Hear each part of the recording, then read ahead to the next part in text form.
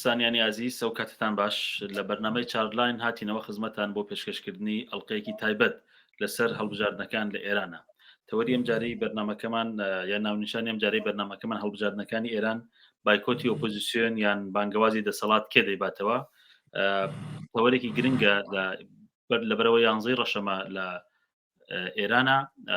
11 ڕەشەمەی ئەو ساڵ هەڵبژاردنەکان بەڕێوە ئەچێ بۆ هەردوو مەجلیسی شورای ئیسلامی ئێران کە 290 نمایندە لە ئێران و لە ڕۆژهەڵاتی کوردستان هەڵەبژێرێ هەروە بۆ مەجلیسی خبرەکان کە 88 ئەندامی هەیە هەم لە ئێران و هەم لە ڕۆژهەڵاتی کوردستان نوێنەرەکانی خۆی هەڵەبژێرێ لەم هەڵبژاردنەدا ئازەربایجانی ڕۆژئاوا کە کورد بەشێکی سەرەکیە بەشێکی زۆر لە شارەکانی کوردستان دەکەوێتە ئەو پارێزگایەوە 12 نوێنەری هەیە کرماشان 8 نوێنەر ئوستانی یا پارێزگای کوردستان کەس ناوەندەکەیەتی 6 نوێنەر و ئیلامی 3 نوێنەر بۆ مەجلیسی خوبرەکانی ئازەربایجانی ڕۆژاوا 3 نوێنەر کرماشان 2 نوێنەر ئوستانی کوردستان یا پارێزگای کوردستان 2 نوێنەر و ئیلامیش 1 نوێنەر بۆ بەرنامەی چارلاین بۆ گفتوگۆکردن و قسەکردن لەسەر ئەم هەڵبژاردنە میوانداری دوو چالاگوان لە ناوخۆی ڕۆژهەڵاتی کوردستانەوە کە میوانەکانی ئەمجارەمان تایبەتن لەبەرەوە لە ناوخۆی ڕۆژهەڵاتەوە بارودۆخ و کەشوهەوای هەڵبژاردن و ئەو دیمەنانەی کە ئەیبینن بۆمان ئەگوازنەوە لەگەڵ هەردوو میوانی خۆشەویست کاک مەسعودی کورتپور ڕۆژنامەوان و کاکەیوانی کەمانگەر نەسەب چالاکی سیاسی لە شاری سنەی ڕۆژهەڵاتی کوردستانەوە و من و کاک ئەمینی هاوڕێم لە دامەزراوەی چار ئەم باسە تاوتوێکن هاوڕێنی خۆشەویست بەخێر بن با یەکەمین تەوەری بەرنمەکەمان لەوە دەست پێ بکەین کە هەڵبژاردنەکانی ئێران دە ڕۆژی تر یا 11 ڕەشەمە دەست پێەکە لە نێوان دوو بەرداشین بەرداشێک کە ئۆپۆزیسیۆنە لە دەرەوەی وڵات بەردەوام داوای بایکۆتی هەڵبژاردنەکە و دەسەڵاتە کە بانگەوازی بەشداری خەڵکەکە و دەبێت بزانین لە منلانەیە کێی باتەوە بەڵام سەرەتای باسەکەمان بۆ دەست پێەکەین تەوەری یەکەم ئایا هەڵبژاردننی ئەم خولەی مەجلیس و مەجلیسی خۆبرەگان و یا مەجلیسی شورای ئیسلامی لە ئێران کەشوهەواکەی بەگشتی چۆنە جیاوازی ئەم هەڵبژاردنە یا ئەم دوو هەڵبژاردنە دەگەڵ هەڵبژاردنەکانی پێشوو یاخودی خولەکانی پێشوو چییە چونکە دەزانین هەمیشە جیاوازیەک هەیە لە نێوان هەڵبژاردننی نوێنەرانی مەجلیسی ئیسلامی لەگەڵ هەڵبژاردننی سەر کۆمار چونکە کۆمەڵێک فاکتەر هەن کە وا دەکەن کە ئەم دوو هەڵبژاردنە جیاوازیان هەبێ من حەزەکەم لە کاک مەسعودەوە دەست پێ بکەین کاک مەسعود کەشوهەوای گشتی هەڵبژاردنەکان لە ئاستی ئێرانە چۆنە بینی و جیاوازیەکانی ئەم خولە لەگەڵ خولەکانی تر چییە ئەوەی کە ڕوونە دیارە هەڵبژاردن مێژوویەکی تایبەتی لە سەرەتای شۆڕشەوە بۆ تاش بەردەوامە بەحاڵ ئەم حاکمیت حکوومەت بەشێک لە قانونەکانێتی کە دەبێت بەڕێوەی بەرێ دیارە زۆریان شاید عەقیدەشیان پێی نەبێ بەڵام بەهۆی ئەوەی کە ئینقلابێک کراوە و بەهەرحاڵ خەڵک بەشدار بۆ لە شۆڕشەکەدا و دوای ئەوە قانونێک تەسوی بۆ بەڕاساسی ئەو قانونە دەبێت هەڵبژاردن بەڕێوە بچێ بۆ مەجلیس و شوڕا و مەجلیسی خوبرەکان بەوانە سەرۆک کۆماری ئەو جارە فەرقەکەی ئەوەیە کە وەزعی ئابووری ئێران کە زۆر خراپە خەڵکی زۆر ناڕازین نسبەت بە دەورەکانی پێشوو دولاری زمانێک 1000 تمەنیەوە بۆ لام بۆتە 56,000 تمەن دلارێکی ئەمریکا ئەوە کە بەحاڵ سێبەری بەسەر تەواوی کەشوهەوای کۆمەلگادا کێشاوە و فشارێکی زۆر بەسەر خەڵکە نەزەر ئابووریەوە کە ڕنگدانەوەشی زۆرە لەسەر ڕەفتاری سیاسی خەڵکو و بەهەرحاڵ بەشداری خەڵکو ئەو مەسایلە و مەسەلەیەکی دیگە لەو کێشانن کە پارێکە ڕوویدا و شۆڕژانەی پارێکە ژنجیان ئازادی ڕوویدا و بەهەرحاڵ بەتایبەت لە کوردستان کە پێشاهەنگ بوو لەو ئێعترازاتەدا و جەماعەتێکی زۆر نرخێکی زۆر درا بەهەرحاڵ نیشانی دا کە ئێعترازات زۆر لەسەرێ خەڵکی زۆر لێرە ناڕازیترن نسبەت بە شارەکانی دیکە و ناوچەکانی دیکەی ئێران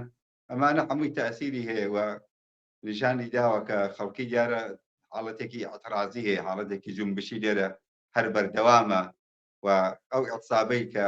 هەفتەیە دە ڕۆژ لەوە پێشی ڕوویدا ئەوە نیشانی دا کە خەڵکی هەر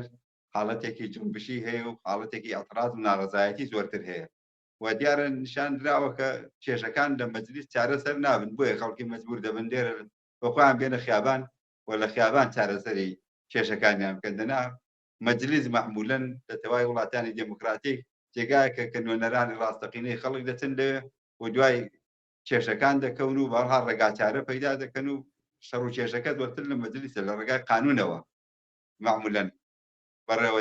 دەچێتە پێشەوە و حەل دەبێ بەڵام بە دەلیلی ئەوەی کە لە ئێران ئەو ڕێگا قانونیە بەستراوە ڕێگای مەجلیس بەستراوە بەهۆی شوڕای نیگەهبان و ئەوەی کە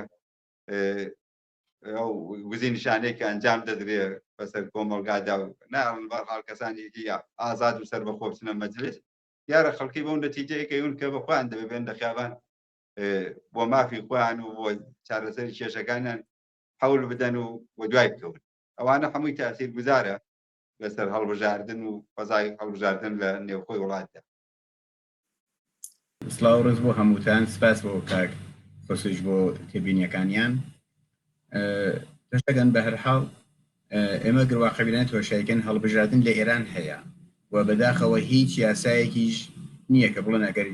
ئاستی هەڵبژاردن بێتە مەسەڵەن ژێر 50 بێتە ژێر 40 بێتە ژێر 30 ئەو هەڵبژاردنە لە شەرعیەت بکەوێ هەرچەند کە لەباری عورفیەوە لەباری مەشروعیەتی خەڵکیەوە قەتعاً ئەگەر هەرچی هەڵبژاردن بەشداری هەڵبژاردن لە خوارەوە بێت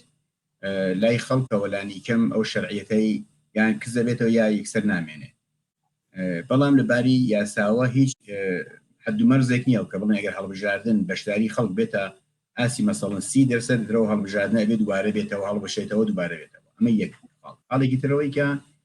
ئێستا بەرپرسانی کۆماری ئیسلامی فێربوون باسیەوەکەن ئەوین لە زۆربەی لە وڵاتە ئوروپیەکانە ئاسی بەشداری زۆر نییە یعنی چ لە 50 یا 60 ئەوان خۆیان لەگەڵ ئەو مقایسە ئەکەن ئەڵێن دێوەها مەسەڵەن لە فڵان وڵاتی ئوروپیا ئەوانش 40 لە 100 خەڵک بەشدار بوون 50 لە 100 بەشدار بوون کەوکو ئەوەیکن بە پێوەرێک ئەڵێن ئەوە شەرعیەتی هەیە ئەو هەڵبژاردنە ئەم خاڵەمان لەبەرچاو بێن من باسی ترەوە ئەەکەم کە ئەم هەڵبژاردنەی ئەم هەڵبژاردنەی داهاتوو هەڵبژاردننی پارلەمان یا مەجلسی شۆرای ئیسلامی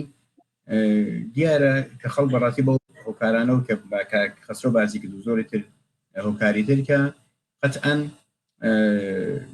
بەشداریکی زۆر کەمە یعنی پرمات بە خودی بەرپرسانی حکوومەتیش بۆ قەناعەتەی گەیشتون کە لانیکەم خەڵک 30% بتوانن بەشدار بن پێ خۆشحاڵە بن یعنی ڕازی ئەبن بە 30% بەشداری کردیش بەڵام لەوانەیە لە 30%دیش زۆر خوارتر بێت بە تایبەت لە شارەکان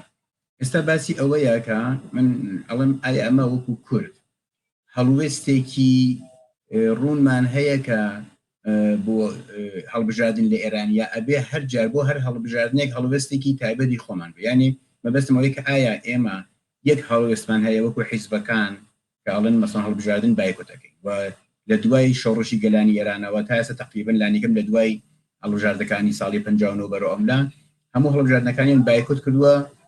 بە قۆڵێک تەنانەت دقەکەی لەوانەیە هەر دقەکانی ساڵانی پێشوو بێت فقط جارێتر هەر ئەوە دووپاتکەنەوە یا ئەوانەی کە بەشدار ئەبن بە لە هەر شرایەتێکا و لە هەر وەزعیەتێکا هەر بەشدارن یعنی هەمیشە ڕۆڵیان بەشداریە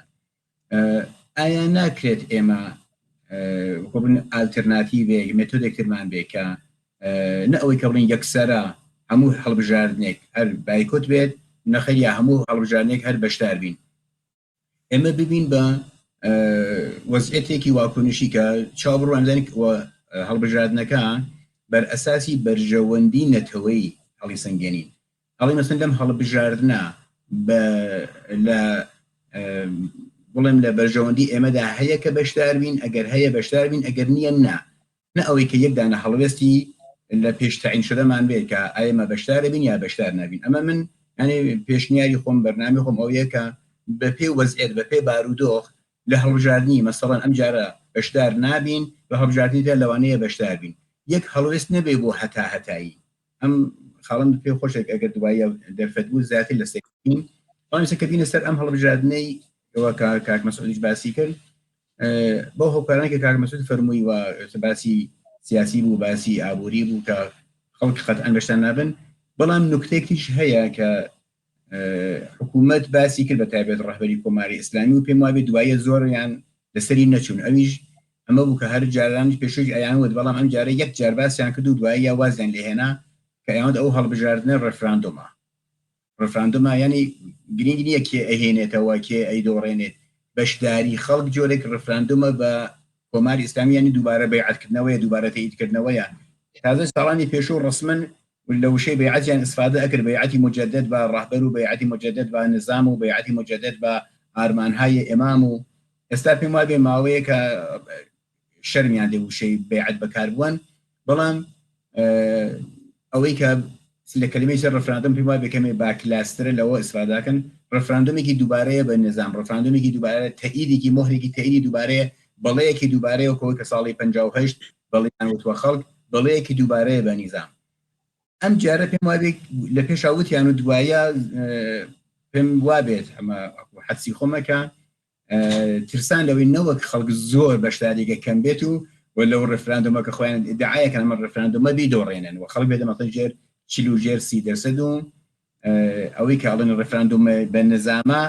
بە زەرری خۆیان تۆوە بێت پاشگزە بنەوە لانیکەم لە ڕسانەکانەوەتر باسی ئەوەی کە من هەڵبژاردنە ڕفراندۆمێکە و بەیعەتێکی مجددە و تەئیدێکی مجددە تقریبا لە فەزای تەبلیغاتی و ڕسانەی ڕسمی حکوومەتیە ئێتر باسی لێوە ناکرێت پێم وابێ ئەگەر ئێمە بۆ ئەم هەڵبژاردنە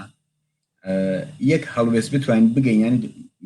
ئەڵێم ئێمە منزورم لە ئێمە دیموکراسی خوازەکانە چۆن ئەوە کاکامەتی ئیشارەی کرد بۆ ئەوەی اعتراضات کورد پێشاهنگ بوو لە ئێرانە ئەمەتر خۆ تعاریفی نییە و خۆ هەڵکێشانی پێوە نییە کورد دیموکراسی خوازە لە بەگشتی ئستثناوەکو سەلەفیەکان کە ڕەتی بە فڕی بە کوردەوە نییە و باسێکی چترا بەڵام هێزە سیاسیەکان و هێزە کۆمەڵایەتیەکان مەخرج مشترەکیان دیموکراسی خوازیە ئەو دیموکراسی خوازانەی کە اعتقادیان ینی وات واشایەکەن کە فەرزکەین مەبنامان تقریبا و شعارەی دکتۆر قاسمی بیکە دیموکراسی بۆ ئێران و خودمختاری بۆ کوردستان کە چارەسەری کێشەی کورد لەوە بینین کە ئێران دیموکراتیزە بێتەوە لە وڵاتێکی دیموکراتیکە کێشەی کەمینەکان بەتایبەت کەمینەوەیەکانیش لانیکەم باشتر و کەم هەزینەتر چارەسەر دەبێت ئەگەر پێشفەرزەکەم بەبێتان هەمە قسەی لەسەرە ئەبێن و کاک ئەمین سەرەسیەکانێ بەڵێ قسەی لەسەر بێت ئەم فۆرموڵە ئەم مێتۆدا بەڵام ئەگەر پێشەرزمان فعلەن ئەجاتن وابێ کە دیموکراتیزە لە پرۆژەیە دیموکراتیزەکردنی ئێرانە ئێمەش بەشدار بین بەوە یان ئەوە بێتە پێوەرمان بزانین لە بڕێ مەسەڵکو هەڵبژاردننی ساڵی 76 کە بۆ خاتەمی هات ئایا بەشداری کورد باشتر کۆمەکەکە بە دیموکراتیزاسیۆن کە لایەنە ڕفۆرمیستەکان بێنە سەر بەرحاڵ دیموکراسی خواز لە ئێران هەیە تەنانەت ناوخودی حکوومەت و بەرپرسانی لەبانەوەنە بەڵام دانیکەم لە ناوانەی کە ماوەیەک لە حکوومەت بوونیا بۆ ئەنگیزە و هاتون تەناو دەسەڵات لە پێش لە شۆڕژی گەلانەوە ئەو باڵە دیموکراسی خوازی سە بە تەسامح بڵین ئەو باڵە دیموکراسی خوازی ناو حکوومەت ئەگەر کورد بتوانێت ئەو ڕۆڵە بگێڕێت کە لەگەڵ ئەوان ئێتلاف بکات چە بۆ بایکوتکردن چە بۆ بەشداریکردن یعنی من چەند جار بیستومە بەڕێز چەند شەو لەمە پێش بوو دیسان دیمەوە لە کانەدا بەرنامەیەک بەڕێوەچوون کە بەڕێز مۆحتەدی باسی کرد کە کورد بە تەنیاخۆی ئەتوانێت مزاحم بێ ئەتوانێت مانع بێ بەڵام ناتوانێت ئێران بگۆڕێت ئەبێ نیازی بە ئێتلاف هەیە نیازی بە تەوافق هەیە بەڕاستی ئەگەر ئێمە من ئەمە بەمە تەواویەکەم بوو بنەگەر زۆری خایەن قسەکانم ئەگەر پێوەری ئێمە ئەوە بێت یعنی ئەمە بکەین بە بەرنامە بە ئستراتیژیمان کە لەگەڵ جێرەیانهای دیموکراسی خوازی ئێران بینەوە لەگەڵ ئەوان هەماهنگ بین لە تەگەڵ ئەوانە گفتوگۆ بکەین لەگەڵ ئەوانە تەوافق بکەین کە چه کۆنەشێک چه پرۆژێکمان بێ بۆ ئێران لەگەڵ ئەوان کە بە تەوافق گەیشتین ئەگەر بایکوتی کەین وەزمان سەنگینە ئەگەر بەشدار بین بەشمان هەیە هەنێ بەشداریکردنی بێبەش بێعقلیە یعنی تۆ بەشداری هەڵبژاردنەکەی هیچ بەش هیچی بەر نەکەوێ بڵێن هەر فقط بێ ناو سەرەکە ڕەئی بە بەڵام خێناگەمە بۆت ستاندار ئەنێرین و بۆت نمایندە تەعیینەکەین و ینی هەموو بڕیارەکان لە مەرکەز بێن فقط فێرەوە بین کە بڕۆی ناو سەفە بەشداری بێبەش هەموو جاروتومە حماقەتە بەڵام ئەگەر تەوافقکەین لە هێزی یا جریانی دیموکراسی خواز لە ئێرانە ئەو ئانە بەشداریەکەمان معنا پەیاکە هێزمان هەیە ئەمە داوای فرزن وزارەتەکەین داوای بەشێک لە دەسەڵاتەکەین داوای اختیاراتی قانونیەکەین ئەگەرش بایکوتی گەین بازم ئەو دیسان وزنمان هەیە ئەم جارە ئەگەر کورد بەتەنیا خۆی بتوانێت فرزن لە کولی ئێرانە 10% 15% کاریگەر بێ لەگەڵ جیرانە دیموکراسی خوازەکانی ئێتلافکە ئەو ئانە کاریگەریەکە ئەڕادەبان 50%ەوە ئەو ئەنە ئەتوانین ئەوە ڕۆڵی ئێمە بوو ئەوە بەشی ئێمە بوو کە بایکوت هەڵبژاردنمان بایکوت کرد 70% بایکوتیان کرد ئەتوانین بخەینە حساوی خۆمانە بڵنەوە ڕۆڵی ئێمە بوو بەڵام ئەگەر نتوانین ئێعتلافین تنیا بەکو کورد بین خب بەرحاڵ هەڵبژاردن بووە حزبەکان حزب کوردیەکان هەڵبژاردنیان بایکوت کردووە لە شاری مەهاباد لە شاری بۆکان باڵای 80% بەشدار بوون کاکەوان ئەگەر ئیجازە بیت ئەو بابەتە دواتر بچینە سەری تایبەتی لەسەر کوردستان و وەزعیەتی کوردستان بەڵام پێش ئەوە سەرڕای ئەو قسانێش کە جەنابەت کردت ینی هەستەکرێت کە هەتا هاتووە هەڵبژاردننی پەرلەمان یان کە بەڕاستی پەرلەمان نییە ینی ئەو ناوەی مەجلسی شورای ئیسلامیە یان گروپێکی تایبەتی دیاری کراوە بە معنە واقعیەکەی بەڵام بە هەر حاڵ هەڵبژاردنێکی بۆ ئەکرێت ئەگەر تەنانەت ئەوەیش بگرین بە مەعیار بەڵام هەستەکرێت بە تایبەتی لە دوو دەورەی ڕابردوو بەملاوە یان بە دیاری کراوتر لە مەجلسی شەشم بەولاوە کارکردی ئەو کارکردەیش کە لە تەمەنی کۆماری ئیسلامیە مەجلس بووی ئەو کارکردەی نەماوەوە جۆرێک ئاڵوگۆڕ هاتووە بەسەریاوە و مەسەلەن شخصی خامنەی هەمیشە ئیستفادەی کردووە جاروبار مەجلسی تەقویەت کردووە جاروبار دەوڵەت و بازیەکی کردووە لەو بینە چامە بەستەکەم چیە مەبەستەکەم ئەوەیە کە کێشەیەکەیە لە هەڵبژاردنەکانی مەجلسە ئەویش خودی سیستەمی انتخاباتی ئێرانە سیستەمی انتخاباتی ئێران کە حتا خۆشیان لێکۆڵینەوەیان کردە لەسەرەوە لە ناوەندە تاقیقاتیەکانیانە کە سیستەمی انتخاباتی لە ئێرانە کێشەیەیە ئەم سیستەمە انتخاباتیە ظاهرەن سیستەمێکی کەسرەتی ئەکسەریەتیە بەڵام لە ڕاستیە لەوەیش دەرچووە و چون چەندین ڕەخنەی تایبەتی هەیە لەسەری هەڵێم سەرڕای ئەوەیش کە پێوەرە دموکراتیکەکان ئەحزاب فەزای ئازادی سیاسی و زۆر شتی تر مکانیزم هەیە کە بۆ دموکراسی تعینەکرێ نییە بەڵام حتا ئەگە فاکتۆر بگرین لەوانەیش نظامی انتخاباتی لە ئێرانە ئەساسەن کێشەی هەیە و ئەوە کە نظامێکە کە ڕقاب بۆ بە تایبەت بۆ مەجلس کە ڕقابەت معنای نییە و هەمیشە لەژێر چەمبەرە و باڵی دوو باڵی تایبەتایە و ئەوەیش کە ئایا کوردستان چەندێک بەشی ئەکەوێت لەم تەقابڵانە من حەزەکەم دواتر باس لەوە بکەین بەڵام قسەکەی من ئەوەیە کە ئەساسەن نظامی انتخاباتی لە ئێرانە نەتەناسوبیە نەکەسرەتی ئەکسەریەتیە و تووشی قەیرانێکەوە ئەبینین کە جەمعیەتیش گۆردراوە حوزەهای انتخاباتی ئەو نظامەکە بازنەی بێ بە قەولی معروف هەنی لەوەیش دەرچووە ئەمە کێشەهایەکە کە ئەساسەن بە خودی انتخاباتی مەجلس لە ئێران ناواردە لە ڕاستیە وە کاگەمین کاک مەسعود و کاک کەیوان و کاگەمینیش باسییان کە لە درێژەی باسەکە نەوعی خودی سیستمی انتخابات لە ئێرانە سیستمێکە کە ڕواڵەتیە ینی ئەگەر دیموکراسی بۆ دەستکردنی بنەمایەکی سەرەکی لە هەڵبژاردنەکانە لە بەرچاوە گیرێ یا ئەحزابی سیاسی هەوڵەدەن هەڵبژاردننی گشتی گەرم و گوڕ بدەن ئەمە لە ئێرانە ئێمە نایبینین بۆیە خودی سیستمی هەڵبژاردن لە ئێرانە کێشەی هەیە بە تایبەت نەوعی هەڵبژاردنەکە هەڵبژاردنێکە کە فرەبازنەیە و ئەحزابی سیاسی دەورێکی سەرەکیان لێ نییە ینی لیستەکان لیستی ئەحزاب بێ کاندیدەکان کاندیدی ئەحزابی جۆرا و جۆر بن و هەموو حیزبێکی سیاسی مافی ئەوەی نییە لەم هەڵبژاردنە بەشداری بکە کە ئەمەیەکێ لە خاڵە هەرە نەگەتیڤەکانە ینی بۆ مانایکە حیزبی سیاسی کە ململانی هەڵبژاردنەکە و کار لەسەر بەدەسەوەگرتنی دەسەڵاتەکان لەگەڵ لە ڕێی نوێنەرەکانی و بە شێوەی دیموکراسی ناڕاستەوخۆ ئەم خاڵا لە هەڵبژاردنەکانی ئێرانە ئێمە نایبینین دوایەوە خودی ئەو حەوزانە کە دابش کراوە لە ڕاستیە جۆرێک لە ناعەداڵەتی هەیە ناوچەی نەتەوە غیرە فارسەکان کەمتر کورسیان بەرکەوتووە یا ئەو ئامارانە کە لەو ناوچەی کوردستانە بەلوچستانە ئازەربایجانە کەمتر تازە دەکرێنەوە وەژمارەی کورسیەکانیان بە پێی ڕێژەی جەمعیەت لە ڕاستیە لەبەر چاو نەگیراوە ئەگەر لەلایەکی تریشەوە سێ بکەین مەسەلەن ئەم هەڵبژاردنانە بەردەوام کار لەسەر ئەوواکە ئێران ئەوێ لە ڕێم هەڵبژاردنەوە بڵێ ڕیفراندۆمێک ئەمە ڕیفراندۆمێکە ئەمانە لە سیستمی نادیموکراتیکە چتی ڕواڵەتین بۆ ئەوەی لە ڕێی چاواشەکردن و فریودانی ڕایگەشتیەوە بیانەوێت بە کۆمەلگای جیهان یا بە خودی ناوخۆ نیشان بدەن کە ئەم سیستما مەشروعێتی هەیە بەڵام بۆ هەر هەڵبژاردنێکی دموکراتیک یا هەڵبژاردنێکی پاک و بێگەرد مەسلەی ئازادی ئەحزاب خەیدی بێقەید و شەرتی ئەحزاب لازمە ئازادی خۆ کاندیدکردن لازمە دەرفەتی یەکسان بە هەموو کاندید و حیزبێکی سیاسی لازمە ئازادی بانگەشە و ڕادەربڕینی وەگیەک بۆ هەموو کەس و پارت و لایەنێک یا بۆ کەسایەتێکی سربەخۆ لە هەڵبژاردنەکان لازمە پاک و بێگەرتی هەڵبژاردنیشکەنی کمیسیۆنێکی هەڵبژاردن سربەخۆ ئەمانە لازمە کە بتوانێت ئەو ریفراندۆمەکە ئەوهەن باسیەکەن بتوانێت ریفراندۆمێکی واقعی و ریفراندۆمێک بێکە لە ڕێی خەڵکەوە تەئیدی خۆی وەرگێ خاڵێکی گرنگ کە مختار باسی کراویش ئەوەی ئایا ڕێژەی انتخابات بەشداریکردن دەتوانێت شەرعیەت بواتە ژێر پرسیارەوە کە زۆر جارێک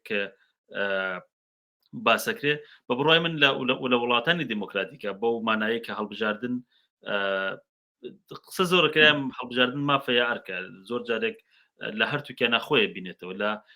لەبەر ئەوە لە وڵاتانی دموکراتیکە هەموو دەرفەتەکان و هەموو میکانیزمەکانی هەڵبژاردنێکی پاک و بێگەرد ئەو بنەمانش کە باسم کرد لە بەرچاوەگیرێ لە حاڵەتێکی وا ڕێژەی بەشداریکردنی کەمیش بەمانای شەرعیەت نەبوونی دەسەڵاتی سیاسی ناگەێنێت لەبەرەوە لە وڵاتانی دیموکراتیکە میکانیزمەکانی تری ئیدارەکردنی ژیانی خەڵک لەبەر چاوگیراوە و بۆیە زۆر جارێ هاوڵاتی بۆی گرنگ نییە ئەو بەشداریە ئەو مافەی خۆی بەکاربێنێ بە بەشداری یا بە بەشداری نەکردن بەڵام لە وڵاتانی نادیموکراتیکە زۆر جار بەشداریکردن وەک پلانێکی سیاسی ئەبینرێ و زۆر جارێکیش بەشداری نەکردن وەک نایەکی گەورە بۆ دەسەڵاتە سیاسیە ئەوترێکە ئەوێ شەرعیەت و هەیمەنەی ئەم نیزامە داتەپێنێ بۆیە زیاتر ئەگەر باسەکە درێژ نەکەمەوە بە ئەو میکانیزمانەی کە لە هەڵبژاردنێکی پاک و بێگەردە یا ئەو دەرفەتانەی کە لە هەڵبژاردنێکی ماف و بێگەردە بۆ دیموکراسی لازمە ئێمە لەم هەڵبژاردنە نایبینین بۆیە زۆر جارێکیش نەبوونی ئەم میکانیزمانە کەش و هەوای هەڵبژاردن بەگشتی سار دەکاتەوە و کەش و هەوای هەڵبژاردن گەرمەگوڕی پێ نادرێت چونکە ململانەی ئەحزاب لەسەر دەسەڵاتی سیاسی هەمیشە دەتوانێت گەرمەگوڕێکی گەورە بە هەڵبژاردنەکاندا بتایبەت هەڵبژاردننی نوێنەرانی پارلەمان یا مەجلیس هەمیشە لە هەڵبژاردنەکانی تر گرنگترێت چونکە فاکتەری جۆرا و جۆر و زۆرینەی کاندیدەکان کە هەر کەس کارەکە بۆ ئەوەی بچێتە پارلەمانەوە توانێت دەورێکی گەورە ببینێ لە سیستمی هەڵبژاردنێکی دموکراتیکە کە ئەمە لە هەڵبژاردنەکانی ئێرانە نابینین ئەگەر هەر لەوێەوە بڕۆینەوە لای کاک مەسعود ئایا لە هەڵبژاردنەکان بەڕاستی و پرسیارە هینکەین لە درێژەی قسەکانی من ئایا هەڵبژاردن لە ئێرانە بەمانای کەلیمەی خۆی کە جەنابیشی ئشارەت پێکرد هەڵبژاردنە ئەگەر هەڵبژاردن نییە دەبێت ئەو میکانیزمانە چییە کە دەبێت بگیرێتە بەر بۆ ئەوەی بتوان هەڵبژاردن هیچ نەبێ مانایەک پیدا بکە ئەو نوێنەرانە حەز بکەن کەەوە نوێنەری خەڵکن بەتایبەت کە لەلایەن هەڵبژاردننی پارلەمان زیاتر وەک جەنابیشت باسەکە مەجلس داخراوە ینی لە ڕووی قانونی شەوە کاریگەرێکی وانە دێم هەڵبژاردنە بۆ کرێم شانۆسازیە ئەگەر بینەوە سەر ئەوە بۆ ئەکرێ لە ئێرانە لە پێشدا عرضکەمەوەی کە باسی کرد کە طريق مجلسەوە ئێتلافی سیاسی بکرێ و بەرحاڵ ئێتلافی سیاسی معمولا عذاب و جریاناتی سیاسی دەیکەن کە لە نێو خۆدا بەداخەوە عذاب و جریاناتی سیاسی بۆ سوورەتەی کە پێویستە وجودی نییە کە حیزب تشکیل بێ و بەرحاڵ هێزی بێ و تشکیلاتی بێ و سازمانی بێ و کۆبوونەوەی بێ و دەفتەری بێ ئەو لە نێو ئێراندا نییە سەر حیزبێکی سەراسەری هێرگەوانیان زۆرتر تەحقیق کردەوە ئەحزابی ئیسلاح طەلەب و جبهەی ملی وانە کە کار ناکەن بە سوورەتە و بەشداریش نین و ئیتلاعیشیان داوە کە بەشدار نابین بۆیە چونکە ئیتلافی سیاسی ئەساساً ئیمکانپەزیر نییە و مەسەلەی دووەمیەوەیە کە ئەسڵ بازی مەجلیس بازی دموکراتیک نییە لە ئێراندا لە چوارچێوەی ئەو قوانینێکی وجودیە و شوڕای نیگهبانەدا بازیەکی دموکراتیک نییە بڵێ من لەگەڵ چەند حیزب ئێتلاف دەکەم و بەهەرحاڵ دەچم لە فراکسیۆنێک تشکیل دەدەم و جەریانێک ساز دەکەم و بۆ دوای داخوازیەکانم دەکەوم یا حیزبێک نیم مەسەلەن ئیعلامیەک دەدەم دەڕۆن لەسەر ئەو بەندانە مەسەلەن بۆ دوای ئەوانە دەکەم و خەڵکی هیوادار دەکەم کە بۆ دوای کارەکان کەوم دیارە ئەو شتە وجودی نییە لە ئێراندا لە فەزای سیاسیدا فەزاکە بەستەیە حتا بەشێکی زۆری ئیسلاح تەڵەبەکانی لەلان ئیعلامیان داوە کە بەشدار نابی ڕسمەن پیانە هیچ ئیمکانی بەشداری ئەمە نیە ڕقابەتی نییە حتا ئەوان ناڵن ئازادیش دەڵێن ڕقابەتی یعنی بتوان ڕقابەت بکەن لە بەعزە حەوزەیەک ئاغای مەرعەشی هەیە حزبی کارگوزاران کتی لە کرمان مەسەلەن ئێمە مەرقابەتیە شرکت دەکەین لەوێت 9 نەفەریان نازانم بۆ تەیید کرد تەیید بوونوانە نزیکن لە حیزبەکەی ئەوان توانن بەشدار دەبین یا لە چەند تێگای دیکە حەوزە توانە بەشدار دەبین و تاکیدیشان نییە لەسەرەوەی کە هەڵبژاردننی ئازاد دەڵێ ڕقابەتی ئێمە بتوانین بەشدار بین لە دەسەڵاتە لە حاڵێکدا معیاری هەڵبژاردن معیارێکی دەبێت ئازاد بێت کە تەواوی جەریاناتی سیاسی مخالف بە قەولی محەممەدی خاتەمی کە سەرۆکۆمار بوو دەیکوت زیندەباد مخالفی من لە سەردەمی ئیسلاحاتدا گرنگەوەی کە بەهەرحاڵ مخالف بێ بتوانە بەشداری بکە ینی کەسێک کە مخالفی جەریان و بتوانێت تەغییر و ئاڵوگۆڕ بە وجود بێنێت جاگە تۆ نتوانی هیچ تەغییرێک بە وجود بێنی هیچ ئاڵوگۆڕێک بە وجود بێنی بەشدارێکەشت دەبێتە هیچ ینی لە تەواوی ئێران تقریبا لە شتە ڕووی داوە یعنی لەڵام 3 وەزیر 4 وەزیری اطلاعاتیان ڕەدی سەلاحیەت کردو مەسەلەن هەر لەو نظامەدا کە هەمەکارە بوون و بەهەرحاڵ بەخوان سەلاحیەتی کاندیداکانیان تۆ دەکرد زمانێک ئەوانە هەمووی ڕەدی سەلاحیەت بوون بخوای ینی هێندە بەسرا چکۆلە بۆتەوە بە حەڵقەی ئەوانەی کە دەیانێت بەشدار بن هیچ جێگا و ڕێگایەکان نەهێشتوێتەوە بەڕاستی نە ئەوەی کە بەهەرحاڵ ئۆپۆزیسیۆن مەسەلەن کارتی ئۆپۆزیسیۆن ئیتلاعی داوە کە بەشدار نەبن خەڵکی لە ئێرە لە بۆکان و ماباد مەسەلەن یا سنە و سەقزوانش 80% مەسەلەن بەشدار بن وای وایە شتە زۆر جار ڕووی داوە شتە بەهەرحاڵ خەڵکی دێرە هەڵوێستی خۆی هەیە و دیارە حەزابیش جەریاناتیش هەڵوێستی خۆیان هەیە بەرەساسی منافقی خۆیان مخالفن زۆر جار حتا بەشداریشان کردووە ساڵی خاتەمی زمانی ئیسلاحات حزبی دموکرات مەسەلەن ئەو دەم بەشداری کرد من ناگادارم ئیتلاعیەشی دا حتا و ئەوە بەهەرحاڵ بەحەسبی فەزای سیاسی مەوجود ئەحزاب و جەریانات مشارەکەت دەکەن یا بایکۆتی دەکەن و بەهەرحاڵ بەڵام ئەلعانەکانی خەڵکیە زۆرکردن پێما بە گەورەترین ئۆپۆزیسیۆن لە نێوخۆی وڵاتدایە ئەلعانەکانێت مخالفی واقعی کەسێک کە لێرە فشاری اقتصادی لەسەرە کەسێکە کە ئازادی کۆمەڵایەتی نییە مەسەلەن ژنانێکن کە بەهەرحاڵ بە خاتری حیجاب دەیانگرن یعنی ئۆپۆزیسیۆن بە نێوی مخالف و کەسانن کە لێرە ژیان دەکەن و فشاریان لەسەر و ناتوانن ژیانێکی ئاساییان بێت جا بۆیە زۆرتر من تاکیدم لەسەر کۆمەلگای نێوخۆیەکە عمل دەکا کونژ نیشان دەدا بەهەرحاڵ شرکت بکایانەکە ئەوە زۆرتر لە نێوخۆیە تەغییراتەکە وا کونش و کونشەکان لە نێو خۆدایە زۆرتر کە ڕووی دەدا نە ئەوەی کە لە دەرەوە حتا ئەو اعتراضاتی پارێ کەشکرا ئۆپۆزیسیۆنی دەرەوە نەیتوانی بەهەرحاڵ بخوایان کۆبنەوە ئێتلافێ بکەن حتا بازی دموکراتیک لە نێو خۆشیاندا نەکرا لە دەرەوەش حتا کە لە ئوروپا دەژین و لە ئەمریکا دەژین و بەهەرحاڵ لەوێ سیستم دموکراتیکە و ئازادیشە و دەبای حداقل دەرسێکیان وەرگرتوایە لەو فەزا دموکراتیکەی کە لەوێ وجودیە ساڵ ئایا لەوێ دەژین یەکی 40-50 ساڵ مەسەلەن حتا پالەوی ئەوانە لەوێ دەژین دەبای حداقل دەرسێکی وەرگیرا بە کە بابە لەگەڵ یەکتر قسە بکەن حداقل کە دەیانەوێ مخالف بن و بەهەرحاڵ کارێ بکەن دەی وەختێک لەوێ ئاوان ناتوانن پێکەوە هەمکاری بکەن بازی دموکراتیک و ئێتلاف شتێکی بەهەرحاڵ تۆزێک تحمل و مدارای زۆر دەوێ ڕوحیەیەکی زۆر دموکراتیکی دەوێ ئینسانهای دموکراتی دەوێ کە بتوانن بەهەرحاڵ پێکەوە کار بکەن دوشمنی یەکتر نەبن قبول یەکتر بکەن دوایەوە هەڵبژاردنیش بەهەرحاڵ یەک سری پێشدەمینەهای لازمە وەک کۆمەڵگای مەدەنی لازمە ئازادی مەتبوعات لازمە ئازادی ئەحزاب لازمە بیرروڕای ئازاد لازمە بتوانن فعالینی سیاسی پێکەوە قسە بکەن بەهەرحاڵ دیالۆگ بێ گفتوگۆ بێ و تاثیرگوزاری بێ حدەک مهمترین قضیە لەوەیە بتوانێت ئەو هەڵبژاردنە تاثیرگوزاری بێت لە ڕەوتی داهاتوودا یعنی تۆ کە شرکەتتر لە هەڵبژاردنەکەدا نیشان بدەیت کە بابە دوای ئەو مەجلیسە دوای ئەو هەڵبژاردنە تەغییرێک ڕوو دەدا بەهەرحاڵ چ بە چاک چ بە خراپ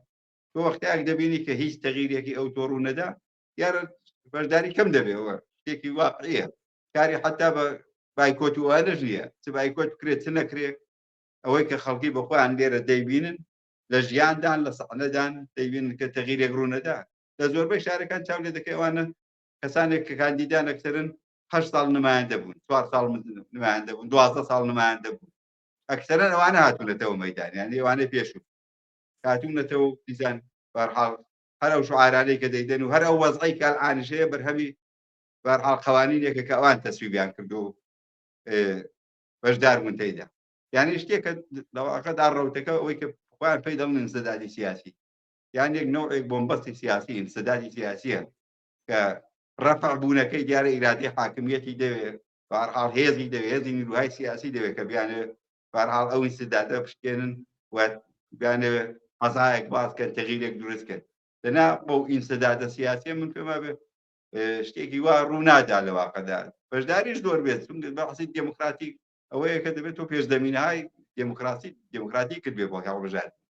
ئەحزابت بێت هاتای مەدەنیت بێ ئەوانت ئەوانە نەبێن 100% 90% بەشدار بێ هەر ناڵن دموکراتیکە شتەکە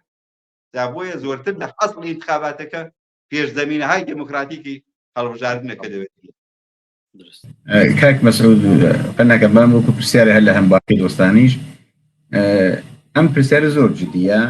کە نەهایەتەن مەبەستی کۆتایی ئێمە چییە ئەوە لە شارێکم کرد بە و شعارەی حزبی دموکراتیا ئەوەی کە بەرحاڵ دکتۆر قاسم باسی کردبوو ئایا دموکراتیزاسیۆنی ئێران لەسەر شانی کوردە ئایا بەڕاستی ئەوە تینیا ڕێگە چارەیە ئەمە بۆ ئەوەی کە بتوانین کێشەی خۆمان چارەسەرکەین ئەبێ حتمما هەوڵبین هەموو ئێران دموکراتیزە بێتەوە یا ئەساسەن دموکراسی خوازی هە لە ئەولەویەتمانە یانە بەدەست هاوردنی دەسەڵات بۆ نوێنە بۆ ئەگەر عێراق دوای ئەو هێرشی ئامریکاوەمانە عێراق ئەو دەسەڵاتی بۆ جۆرەی تقریبەن دابەشە لەبین ئەو سێلایەنە ئایا بە هەڵبژاردن بوو یا تەوافق بوو ئایا خەڵکی عێراق یا لانیکەم کوردستان دەنگیاندا بەوەی کە مەسەڵ مام جەلال ببێ بە سەرۆکۆماری بەشی کورد بێ لە عێراق هەمی بوو ئەمە پرسیارە زۆر جدیە کە نەهایەتەن ئێمە کامی بۆمان گرنگترە کامی بۆمان با ئەرزشترە کە ئێران دموکراتیزە بێتەوە و تەبعاتەکەی قبول کەین لەوانەیە فەرزەن لە ئێرانێکی دموکراتیکە کورد بەشی زۆر نەکەوێت ڕەسەڵان حاڵ جەمعیەتمان کەمە لە باریکرانێکم جەمعیەتەوە یا ئەوەی بەبێ ئەوەی کە پێوەری ئێمە و معیاری ئێمە و مەبەستی ئێمە دموکراتیزاسیۆنی ئێران بێت کورد بگا بە دەسەڵات کورد دەسەڵاتی بێ وەکویسە کە فەرزەن لە عێراقا کورد دەسەڵاتی هەیە ئەتەوە کە لە بەشەکانی تر عێراق ئایا دموکراسی هەیە نییە بەگشتی عێراق بەرەو دموکراسی ئەڕوا ناڕوا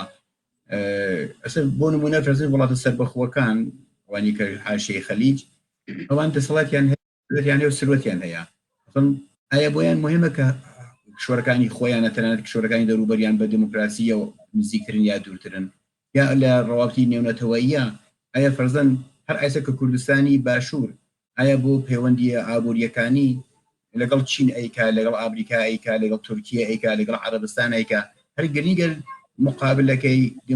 کشوەرێکی وڵاتی دموکراتیکە یانە ئەمە گەرمە پرسم کە ئێمە هەرکایەتین گیر ئاین بۆی کە ئەو هەڵبژاردنە دموکراتیک نییە داخراوە پێشمەرجەکانی بەڕێوە ناچێکە ئێمە ژلانکەم تیا بەشدار بین لەبەر چی لەبەرەوەی کە پیش زەهینەکەمانەوەی کە ئێمە لە ئەنگری دموکراسی بەڵام ئەگەر تۆ ناڵم ئۆپۆرتۆنیستی نا ئەوە نا بەڵام ئەگەر و نەوەک تاکە کەس یعنی تۆ ئەگەر گەرەکت بێت خواستی گەلێک نوێنەرایەتی بکەین تەنانەت ئەگەر لە هەڵبژاردنێکی نەفقەت هەڵبژاردننی نادیموکراتیک هەر هەڵبژاردنیش داخرابێ بەڵام وەکو نەتەوەیەک وەکو نوێنەری نەتەوەیەک بتوانێت دەسەڵات بەدەستەوە بگری ئایا بەشداری ناکەی ئایا ناڕی بۆ مزاکرە ئایا ناڕی بۆ تەوافق ئەسڵ من میساڵەتر زۆر سەختتر لێبم شەڕە لە نێوان دوو گەلا مەسەڵ فەرزگان هیچی ئەیوبی سەرباناژی نڵم کورد و فارسی یا کورد و عەرەب شەڕ هەر شەڕی چەکداریە ئایا تۆ تواشاکردانی لایەنە بەرامبەرەکەت ئەو پرینسیپەکانی شەڕ ئەپارێزێت ئایا مافی شەڕ ئەپارێزێت ئایا یاسای شەڕی لەبەرچاوە مەسەڵەن غەیرە نظامی ناکوژێ ژن و مناڵ ناکوژێ لە سەلاح نظامی کوشتار جەمعی کەلک وەرناگرێت نا تۆ هیچ کاموانە پێوە نییە بۆ ئەوەی کە تۆ لە خۆت دفاعەکە یا توش بڕی بە ناوقەویە یانە ڕێگاکی تر بگی دەبێت دەرچی هەڵەیەک نازانم مذاکرە بکەی کەسێ بێ ناوەنجی بکات لێنا بەرژەوەندی خۆت گرنگە نە ئەوەی کە ئەو چنێ پابند بە یاسا و نازانم پابند بە ئەو پرینسیپانەیە و هیچ لەوانە گرنگ نییە تۆ بەرژەوەندی تۆ بتوانیت نەیدۆڕێنیت ئێستا من وەکو پرسیارێک جدی مەطرحەکەم ئایا هەر لە باسی پێشکەوتم ئایا ئەوەی قسەی حزبی دموکراتی بازم هەر قسەی لەسەرا ناتوانین بە قەتعاً قبولیکەین وەکو پێشمەرجێک بەڵام ئایا ئەڵم کوردها ناڵم حزبێکی کوردی یا جریانێکی سیاسی کوردی ئەمە وەکو گەڵم وەکو کورد قسە بکەین ئایا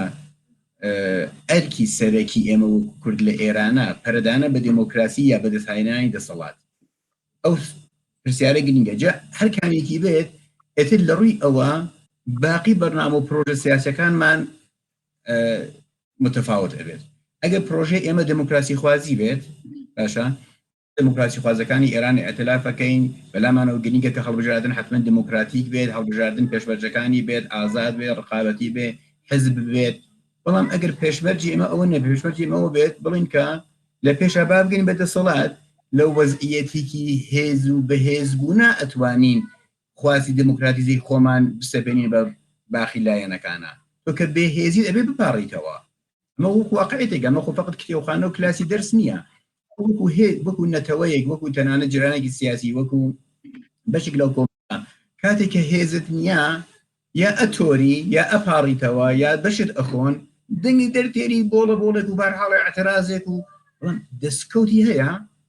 ئەگەر وەکو سیاسی ئەشت دەستکەوت لە ئەولەوێتمان نابێ لێرە باسەکە بەمە کۆتایی تێنم تۆکە ئێمە زۆرمان مەسڵەن بۆ نمونە کاک ئەمین هێما بنانیکەم 20 ساڵێکتە ئەناسی تۆ بۆ خۆت گشتمانە من کاک سۆران کاک مەسعود من بۆ خۆم هێشتا خۆمان لەگەڵ خۆمان یەکلایمان کردەوە کە ئێمە بۆ خۆمان چه ڕۆڵێکمان هەڵبژاردووە سیاسین یا ڕووناکبیر ئەگەر سیاسی نێشە بە دوای دەسەڵاتەوە کردین بۆ بەدەستهاوردنی دەسەڵات کە بوو بە ئەوە ئەولێت بوو بە دەستهاوردنی دەسەڵات مامجلال لەگەڵ سەدامیش دانیشێت لەگەڵ کوردان لەگەڵ مخالفەکان دانیشێت لە تەک موافقان دانیشێت لەوانەیە لە ناو خۆی کێبەرەکەەکانی دەرونی خودی یەکێتیژا هەوڵبات کە خۆی نەفەری یەکەم بێت هەڵبات کە بۆ خۆی لابی دروستکات ڕقیبەکان بنێتە لاوە تا ئەگێتەوە کە لە عێراق و لە تەنانەت ناوچە ئەمانە بەڵام ئەگەر ئەوە بێت کە دموکراسی پەرەبێ بێت و ڕۆڵی ڕووناکبیرت بێت ئێتر ئەسڵ گرنگ نییە بەلاتەوە دەسەڵات دوای خۆت ئەگەوێتە دەستکیە تۆ فەرزکە پێشفەرزانەوە ئەگەر لە عێراق دموکراسی بە ئەساسی تعدادی ئەفراد وایە کورد یەک پەنجی زیاتر بەرناکەوت بەڵام ێستا یەک لە سێ هەیە لە دەسەڵاتی عێراقوانیە ئەوە سەرۆکۆماری هەیە لەو دوو قووەکەتیژە معاونی هەیە باشە ئەوە هێز ئەیکات ئەوە سرفەن ڕۆحیەکی دموکراسی خوازی یا بزورنێکی دموکراسی خوازی نایکات ئەم پرسیارە نەکەوە کە ئەگەر کەسێک بێت هێز بخاتە ئەو لەوێ دەڵێ هێزداربوونی کورد بە هێزبوونی کورد هە لە ئەو لەوێدا بەمانای ئەوە نیە کە دموکراسی قبول نیە تەرەفداری دیکتاتوریە تەرەفداری پاوشاییە تەرەفداری نازانم تەنانەت وڵایەتی فەقیهە یا هەرچێکی تر نا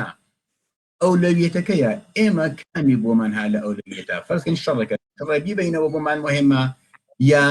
بەرامبەرەکەمان کێش لە دادگای نێنێتەوەی و 20 سەلمێنی ساتینی کە تۆ لە سەلاحی شنیایی استفادە کردووە 20 سەلمێنی نظامی کشتووە 20 سەلمێنی کە تۆ ژن و مناڵت کشتووە ئێستا ئەمە ئەبێ بیبینەوە یا بەرامبەرەکەمان محکوم بکەین ئەو پرسیارەیە کە ئێمە بەگەیشتن بە دەسەڵات لە ئێرانە بۆ کورد ها لە ئەو لەوێتە یا دموکراتیزاسیۆنی ئێران لەڕووی ئەو دوو پرسیارە باقی پرۆژە سیاسیەکانمان دیاریەکرێت ئەزانی کاک کەیوان ینی لەسەر ئەو بابەتە دیاریکردنی استراتژی دیارە تۆ ناتوانانی ئەرۆ خۆشت وتت یەک قسە بکەی بۆ هەمیشە وحی ببخشن وحی منزل نییە تۆ ئێستا قسەیە بکەی بۆ هەمیشە بڵێ ئەو ئستراتژیە دیارە بە پێی مەوقعیە دەتوانێت بگۆڕدرێ ئەوەیش قبولەکەم لەسەر ئەوە کاوتت باسی ڕووناکبیر و سیاسی دیارە زۆربەی ئەو مەفاهیمە و ئەو دەستەواژانە لە لای ئێمە لەبار چووە و لەوس بووە وەجاروبار تێکەڵ بووە بەیەکۆ بەڵام ئەگەر لەسەر بابەتەکە تایبەتی لەسەر مەجلس قسە بکەین ینی ئەمەوێ ینی گرەی بین بەو بابەتەوە کە باسی کوردستان کرابوون نمونە من لە قسەکەی تۆ تێگەم کە ئەڵێ بە شێوەیەک بە تەرجمەیەک یا بە تعبیرێکی تر ئەڵەیە بە سیاست وەرزی بکە کوردیش هەنی بتوانێت بگات بە دەسەڵات تەسیری بووە بەڵام بە دیاریکراوی جیاواز لەوە کە مەجال نییە کە دەستەیە کە گروپێک کە حزبێک کە کلوپێ هەرچێک ناوی بنی شکڵ بگرێت ئەوەیش وا بووە یا هەیە زۆر لەژێر فشارایەوە بەردەوامەیان خەنە ژێر منگەنە و فشارۆ بەڵام بۆیە من لە سەرەتایشۆ باسی کارکردی مەجلسم کرد تۆ چاو لێ بکە نوێنەرانی کورد بە هەر چوار پارێزگاکەەوە باشە و حتا نوێنەرانی ئەو پارێزگانە کە سنین لە ئەو کمیسیۆنانە کە لە مەجلسا هەیە چەندێ بەشدارن بەڕاستی ئەو کەسانە کە لە کوردستانەوە ئەبن بە نوێنەر چەندێک لە مەجلسی شورای ئیسلامی لە تاران ینی دیاریکەرن و تأثیر گۆزارن لە سیاسەتە هیچ یا لە کمیسیۆن های فەرهەنگین یا لە کمیسیۆن هایەکن کشت و کاڵ ئەو شتانە کە تأثیر گوزار نین و حتا ئەگەر بۆ نمونە لە کمیسیۆن های مهم وە کمیسیۆنی ئەمنیەتی ملیش بن لە پراوێزان و خاوەن نەزەر نین ئێمە ئەزانین کە بەشێکی زۆر لەو نوێنەرانە کە لە کوردستانەوە چن ینی کەسانێکن کە چون لەباری سیاسیۆ نە ئەو سەوادایان هەیە و بنیەکەیان نییەوە تەمرینیان نەکردە ئەسڵەن نازانن بودجە چییە ئایا ئێمە کەلمەت حتا مەجلسی شەشم کە مەسەلەن کەسێک وەک مهندس ئەدەب بوو کە یەکێک لە سەرامەدانی کورد بوو لە مەجلسی شەشمە حتا ئەویش ینی تۆ زانی کە کەمێک ویستی کە ئەو دەربکەوێت چ فشارێت لەسەری بوو و نەیان هێشت ئەمە بەسەکەمەوەیە کە کارکردی مەجلس ئەو کارکردە کە مەجلس بۆ باقی مەناتقی ئێران هەیەتی لە کوردستانە نییە لە کوردستانە کێهانە بن بە نوێنەری مەجلس کەسانێکن کە نەوچیسەن و کەسانێکی تری نەوچیسەیش لە دەوری خۆیان کۆوەکەنەوە بۆچی ینی مەسەلەکە زادگەرایانە نییە بڵێم هەر کەسێک کە چوو وایە ئەسەن فەزا مکانیزمەکە وایە کە ئەو کەسانێکی وا ئەهێرن تەئیدیەکەن و کەسانێکی وایژن کە ڕێی ئەهێنن جا ئەوەی ژەزانین کە کاک مەسعود ئاماژەی پێکرد لە کوردستان خۆیشت وتت کاک سۆرانیش هەر فەرمووی لە کوردستانە و بەشێتر لە ناوچەکانە بەواستەی تەبیعەتی جوغرافیایی و تەبیعەتی ئەتنیکی کە هەیەتی و ئەو بە نەخشی خێڵ و ئەوانە کە هەیەیانەوە ئەبێ بەبایسیەوەکە بەشداری لە هەڵبژاردنە زۆرتر ببێت و من حەزەکەم ئەم تەوەرە بکەینەوە ئایا ئەم جارە کە ئێوە زیاتر لە ناوخۆن پێتان وایە ئەم جارەیش لە هەڵبژاردنەکان وەکو خولی پێشووی مەجلس مەبەستمە پێتان وایە کە ئەو گەرم و گوڕیا ئەبینێ بخۆیەوە ئەو عوامڵی منتەقەی و جوغرافی و چوزانم شار و ئەوانە تەسیردانێ لەسەری من ئەگەر کاگەمین ئیجازە بدە بەر لەوەوان قسە بکەن یەک دوو تێبینی وردم لەسەر قسەکانی کەیوان هەبوو کاکەوان بەشداری لە دەسەڵات یا بەدەسەوەگرتنی دەسەڵات لەگەڵ ئەوەی کە شەریکی دەسەڵات بی دوشتی جیاوازە لە ڕاستیە ئەمە کێشەیەکە کە بە درێژایی تاریخ لەسەر کورد لە هەموو پارچەکانە هەیە ئەو کەسانەی کە بەشدارە بن لە دەسەڵاتە وەکو فۆرمالیتە ئیسفادەیان لەکەن کە ئەوانە نوێنەرایەتی داواکاریەکانی ملەتەکەن بەوە ئایانەوەی کێشەی کورد لە چوارچەوەی بەشداری کۆمەڵێک کارکتەر یان نوێنەرە کوردکەنەوە بەتابەت لە عێراقا کر ئەزمونونەکەی وەرگین مەسەرەن دوو جێگری سەدام حوسێن کورد بوون یەکیان بۆ نخست وەزیر بوو یەکیان جێگری سەرۆک کۆمار بوو بەڵام هیچ کامیان دەسەڵاتی دامەزراندنی چوار کەسیان نەبوو لە ناوچەکانی کوردستانە بۆیە بڕای من ئەوە شتێک شەکەت ئێستا کێشێکی گەورەیە لە بۆ ئەحزابی سیاسی ئێمە لە دەرەوە ئۆپۆزیسیۆنی ئێرانی بەپێی ئەو مەنتاڵیتە دەسەڵاتداریە و هەژمون خوازیە کە هەیە یانەوێت کورد بەشدار بێ نانەوێت شەریک بێ شەراکەت شتێکی زۆر گرنگە ئەوەی کە ئێمە بڕۆین لەسەر مەسەلەی ئێمە کارمان دیموکراسیکردنی ئێرانە یا ئێمە دەبێت خۆمان بەهێز بین لە ئێمە ملەتێکین داواکاریمان هەیە ئەم داواکاریە پەیوەندی بۆ نییە ئێران چەند دیموکراتیکە چەند نادیموکراتیکە دیارە پرۆسی ئەگەر تۆ لەگەڵ دەوڵەتێکە کە بنەماکانی دیموکراسی تیا بەهێز بێ میکانیزمەکانی دامەزراندنی دیموکراسی تێدا دامەزراوێت داواکردنی ماف ئاسانترەوە میکانیزمەکانی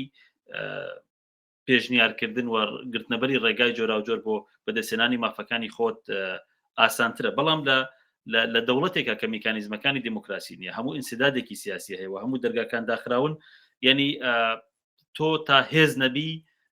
دەرە فاکتەرەکانی دروستبوونی هێزێکی یەکگرتو لە ڕاستە بەداخەوە ئێستا لە مەدانی سیاسەتی کوردیە چ لە ناوخۆ چ لە دەرەوە نابێنێ بەڵام وەک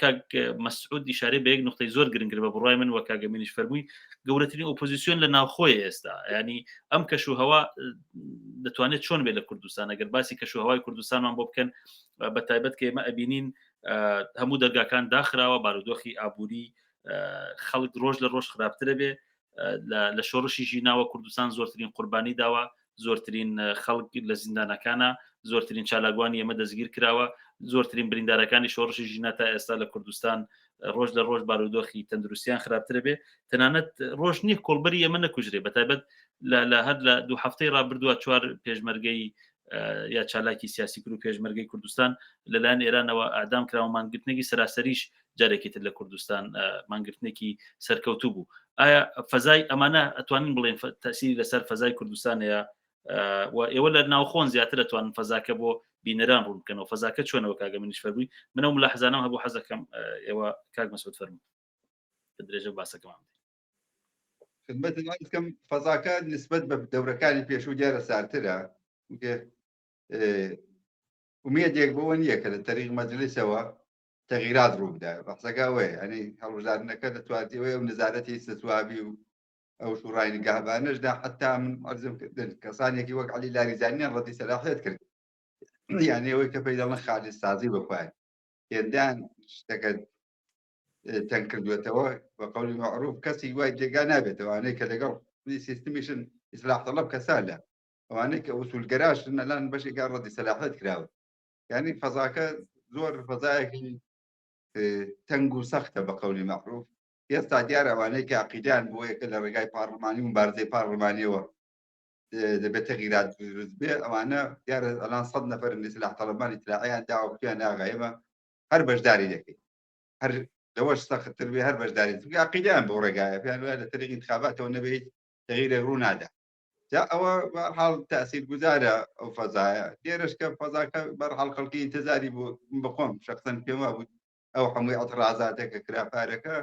وە پێشتریش کراوە و لێرەش زۆر بۆ نرخێکی زۆریش دراوە حداقل حکوومەت تەجدیدی نەزەرێک دەکات نسبەت بە کوردستان نسبەت بە سیاسەتەکانی نسبەت بەوەی کە بەشداری لە دەسەڵاتدا کارم بە دێموکراسیەکەی نییە بەشی ئەوەی کە ئێران دێموکراتیک بکەین وانە حداقل بەشداری لە دەسەڵات حداقل ئوستاندارێکی سوننی دانان مەسەلەن دادگستەریەکان مەسەلەن ئەوەی کە ساڵهایە دەکوترێتەوە دی لە زمانی مهندس زادەبەوە بە قەولی جەنابەت یەکسری ئەسڵی پازدەی قانونی ئەساسی ئەوانە مەسەلەن یعنی هەموو کەسێک ئێستا زۆر کەس وەک ئەو صادقی زیبا کەلام دەیکوت ئەگەر دەسەڵاتێک دەست بێ مشکلاتی وڵات زۆر حەل دەبێ هەمووی ئەلان هەموو کێشەکان شەڕی ئیسلاح طەلەب و وسولگەرا بوو شەڕی حەسەنی ڕوحانی بوو لەگەڵ جناحەکانی وسولگەرا کە لەگەڵێک نەدەسازان ئەوە بوو زۆر کەس یەکێک وەک زیبا کەلام ئەوەی دەکوێت بارها ئەوەی گوتی ئەگە یەک دەست بێ وارچی زووتر یەک دەست بێ و بێتە یەک کاسە زۆر مشکل حەل دەبێ ئەم لەگەڵ ئەمریکا ئاش دەبنەوە ئەم کێشەی ئەتۆمی حەل دەکەن هەم لە نێوخۆش زۆر کار دەکرێت وەلی ئەوەی کە دیومانە تا ئێستا هیچی ئەوانە ڕووی نەداوە فقط ئەوەی ڕوویداوە مەسەلەن لەو شۆڕشەی ناپارەکە ڕوویدا ئازادیهای کۆمەڵایەتی ئەوی ژنان بە مبارزەی خوان بەدەستیان هێناوە و حجاب بەو سوورەتەی پێشوو ڕعایەتی ناکەن و بەرحاڵ ئازایەتیە زۆرتر لەواقەدا لەنا ئەوەش لەگەر لە دەستیان بەیانیان دێژەوەش بەرحاڵ بێڵن ئازادی ئەوەش ببێت بەو هۆیانەوە من پێما بێت تەغییرێکی ئەو تۆ ڕووی نەداوە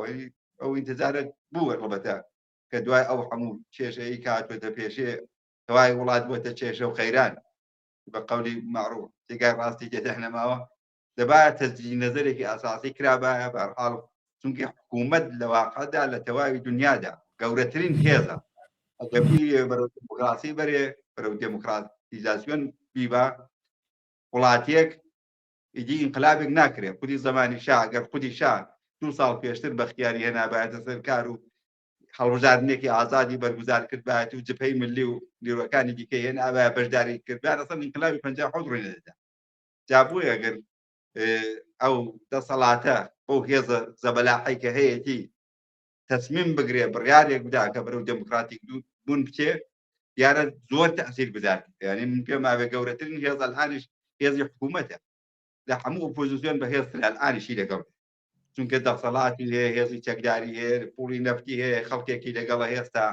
بەوە بەو قەناعەتە بگا کە دموکراتیک بوون بە نەفعی خۆشێتی بە نەفعی مانەوەی خۆیەتی ئەوە دەتوانێت تەأسیر دابنێەوە دەبێتە ماشێنێکی گەورەی بەرحاڵ دموکراسی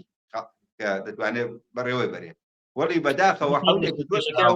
خودی نظامی سیاسی ئێران لەسەر ئەساسی دژە دموکراتیک بوون دامەزراوە یعنی پرۆسی دموکراسی لە ئێرانە بە بڕوای من ینی بەتمانای کۆتایهێنانی دەسەڵاتی سیاسی لە ئێران بۆیە من پێمانی ئەوە قەت ڕێگا بۆ بدەن چونکە لە عرضت بکەم ئەوە دیارە نەزەری جەنابیشت بەرحاڵ یەکێک لە نەزەراتێکە کە وجودیە وەلی زۆر کەسی وەک مختاری خۆمان بەرحاڵ زۆر ئیسلاح تەڵەبان بیرروهای ملی زۆر کەس حەولی داوە کە بەرحاڵ دەسەڵات وادار بکە کە بەرەو دموکراسی بڕوا بەرحاڵ حەول دراوە بۆ ئەوە هێز دراوە بەرحاڵ نرخ دراوە کە بەرحاڵ دەسەڵات وادار بکەن بەخۆی بەرەو دموکراسی بڕوا کە ئەو شتە تا ئێستا ڕووی نەداوە دەنا ئەوەی کە باز دەکرێت دموکراسی چاتریا بەشداری لە دەسەڵاتدا بۆ کورد دیارە هەردووکات لازم و مەلزومی یەکن هەر هێزێکی سیاسی بۆ دەسەڵات هەوڵ دەدا هەر حیزبێکی سیاسی بۆ دەسەڵات هەوڵ دەدا و شتێکی تەبیعیە وەلی گەیشتن بە دەسەڵات لە ڕێگای ئەخلاقی و دموکراتیکەوەیە یا لە ڕێگاهای غیرە ئەخلاقی و بەرحاڵ غیرە قانونیەوە بە قەولی معروف ئەوە گرنگە لێرەدا بەحسی ئەخلاقی مهمە کە تواقع لە شێوەهای دموکراتیک بۆ گەیشتن بە دەسەڵات استفادە دەکەی یا لە شێوەکانی نادموکراتیک بەحسەکە ئەوەیە وەیە کوردیش لێرەدا دەیوێت لە شێوەهای دموکراسی بۆ ئێران وەیە دەیوێت لە شێوەهای دموکراتیکدا کە شعارێکی جیهانیە دموکراسی بوون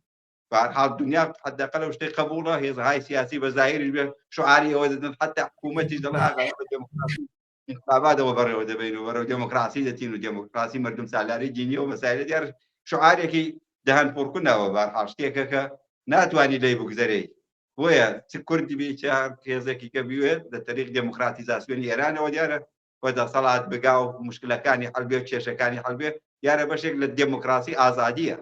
یعنی تۆ دەتوانی کێشت دەوێت مەترەقی کەی بەرحاڵ قسە بکەی نمایندەت بێت لە پارلەمان حیزبت بێت ئەوانە تەئسیرگوزارە بەحسەکە ئەوەیە کە تۆ دەبێت دەسەڵات گەیشتن داخۆر ئەوە نییە کە تۆ بچیت بەرحاڵ بڵێ کاکە دەسەڵاتم مەسەل بم کە وەزیر و ئەو مەسایلە ئەگەر بەحسی ئێرانی بەحسی هەر کێشەی کورد نییە کە لە دەسەڵات دابێت بەحاڵ ئێران کێشەی زۆرە کێشەی ئەتۆمی هەیە کێشەی لە نێوخۆی هەیە خودی سەختاری حاکمیە کێشەی لەگەڵ حەسەنی ڕوحانی هەیە لەگەڵ مەحسووری جنبشی سەوس هەیە توزانم کێشەی دموکراسی لە ئێران پیچیدەیە بەحسیار مەسەلەی کوردی نییە بڵێ کاکە من دموکراسی بۆ ئێران و خودمختاری بۆ کوردستان کێشەی دموکراسی کێشەیەکی دەوڵەتتر و قوڵترە زۆر باش کاک مەسعود ئەگەر لێو بەحسەی کاک مختار باسی کرد بەحسێکی نەزەریە لە واقعدا کە زۆر بەحث لە کێشەیە زۆر پانبەرین دەبێت ئێمە هەروەکو چار لێرەوە ڕاگەین کە کۆمەڵی بەرنامەی دیکەمانێ لەسەر استراتیژێتی کورد دەکرێت ئەو بەحسانەی کە کەیوان وروژاندی لەوە ینی بیخێنە ئەجندای کاری خۆمانەوە قسەی لەسەر بکەین ئەگەر بچینە وەلای کەکەیوان من حەزەکەمەرەوە پرسیارە وەرە ڕوبەڕووی کاکەیوان بکەینەوە ئەو لە شاریستنەوە قساکە سنەیش شاری خۆڕاگری و بەرخۆدان و بەرگری بوو لە شۆڕشی ژیناوە لە سەرەتای انقلابیشەوە تا ئێستا زۆرینەی کاتەکان پێشنگایەتی لە ناڕەزایەتیەکان و خەباتی مەدەنیەکە و بەڕاستی لە شۆڕشی ژینا گەیشتە لووتکە کەش و هەوای هەڵبژاردن لە سنە چۆنە ینی لە سان بەگشتی و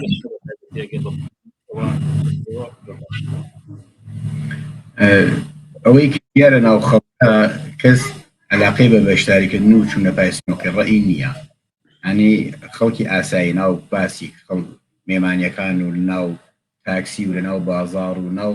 ئەڕوتە ناو کۆمەڵگاوە کەس ڕغبەت ناکا کە بڕاتە پایسنۆکەوە من پێم وابێت ئەم هەڵبژاردنە کسترین هەڵبژاردننی مێژووی کۆماری ئیسلامی بێت یعنی سەخت بتوانن بیکەشنە سەر 30% خۆیان لەگەڵ 30%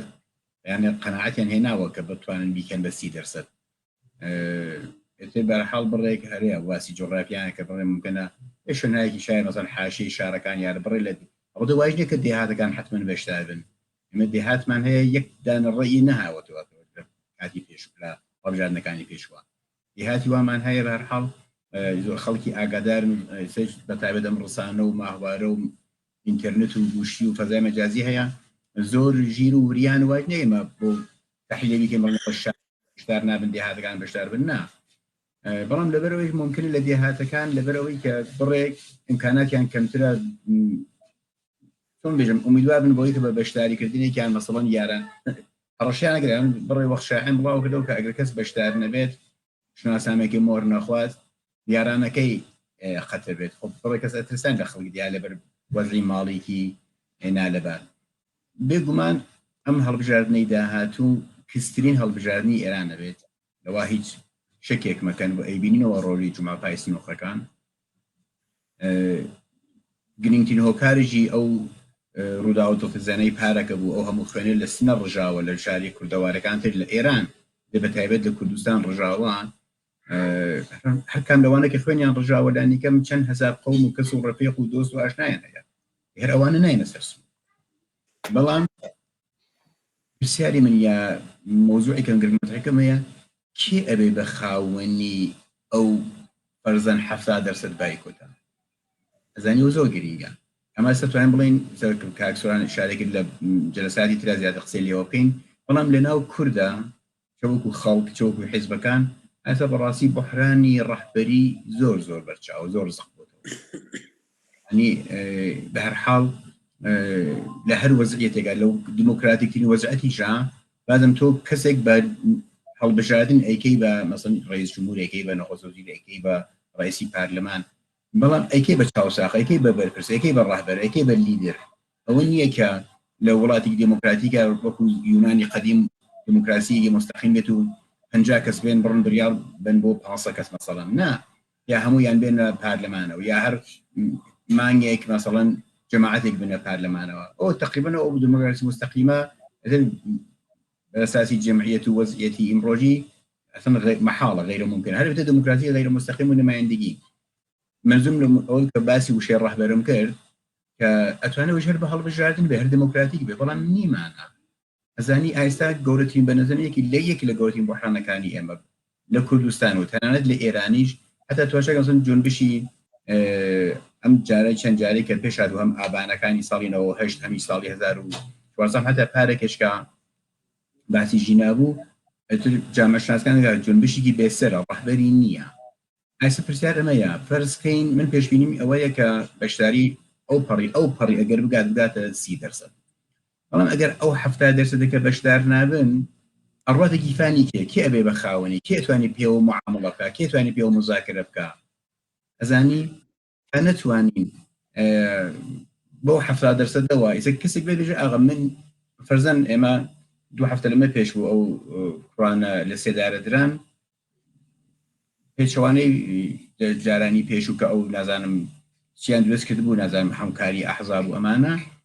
بەشداریان نەکرد لە بایکۆتەکە تەنانەت فقط فکرم حزبی کۆمەڵە بوو کە فەراخانیدا ئەشانی مەسەڵەن ناژم دقیق و میزان ڕکاکە چونکە شار سنە و فڵان چەند دانشار داخراوە ئەوە هەمووی بڕاتە حسێبی ئەو حیزبەوە بەڵام خاوەنی هەیە ئەمەش لەو لایجەوە بەرپرسی تۆ ئەگەر بەشداری فەرزەکە هەرچەند مەحاڵ لەم هەڵبژاردننی داهاتوون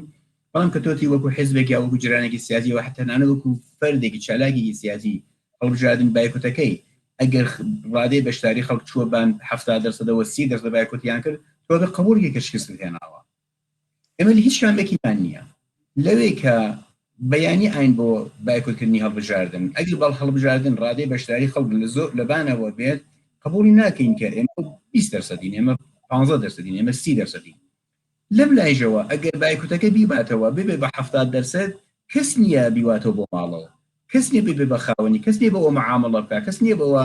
بڵێ ئەوە هێزی منە لەفەرمونەوەسە من 70% خەڵکم لەگەڵ ئەتوانم ئەم ئاڵوگۆڕە بێرم ئەم گۆڕانە ئەنجام بم زانی زیاتر فقط ئەتوانێت باسی 70%ەکەت کرد دیارە ئێمە زۆر قسەمان کرد لە پۆزیسیۆن با بڵێن یا لە حکوومەت هەموو کارێکەکات بۆەوە خەڵک بەشداری بکەن لەم لایشۆ ئۆپۆزیسیۆن بە دیاریکراوی لە کوردستان ئۆپۆزیسیۆنی کورد هەر کەسە و بەجیا کە ئەوش خۆی ڕەخنەیەکە کە بە یەکۆ نایان کردووە هەر کەسە و بەجیا بایکۆتی کردووە قسەکە ئەوەیە ئایا لەفزی ئەو ینی ئەو لەفزی بایکۆتاوە بەکارهێنانی لە تۆی بەیانیەیەکە کە داوا بکەی لە خەڵک حتا ئەگەر بڵێن فەرزەکەیش ئەوە بێت کە بایکۆت دروسە بایکۆت بەڵێ هەڵوێستێکی دروسە گونجاوە و بە هەر سفتێکە بیخەیتە پەنای ئەزمموی ئەم چەند ساڵە ئایا ئەوە ناسەلمێنێت کە فقط بایکۆتکردن